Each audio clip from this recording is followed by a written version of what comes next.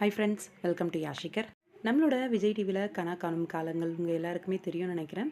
ரீசெண்டாக அதோட shooting start ஆன மாதிரி அப்டேட்லாம் பேக் டு ஸ்கூல் அப்படின்னு சொல்லி நம்மளோட விஜய் தீபிகா வந்து ஷேர் பண்ணியிருந்தாங்க.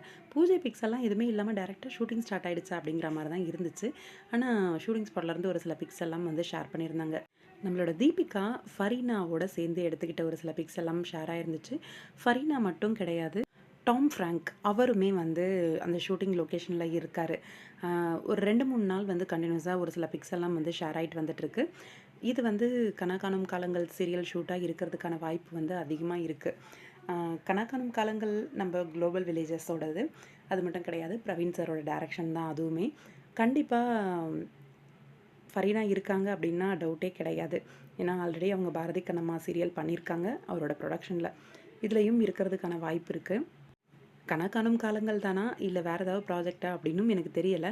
ஆனால் பேக் டு ஸ்கூல் அப்படின்னு அவங்க ஷேர் பண்ணதை வச்சு நானாக கெஸ் பண்ணது தான் கனா காணும் காலங்கள் அப்படின்ட்டு.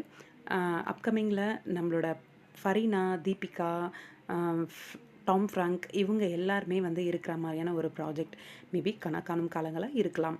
பார்ப்போம், வெயிட் பண்ணி என்ன ப்ராஜெக்ட் அப்படின்னு சொல்லிட்டு. உங்களோட கருத்துன்னு நம்மளோட தீபிகாவோட ஐடி கார்டெலாம் பார்த்தாலே டவுட்டு கிளாரிஃபை ஆகுது, அதுவாக தான் இருக்கும் அப்படின்ட்டு. ஃபரீனா வராங்க அப்படின்னா டீச்சராக வருவாங்களா என்னன்னு தெரியலை. பார்ப்போம். உங்களோட கருத்து என்ன? கமெண்ட் பாக்ஸில் சொல்லுங்கள்.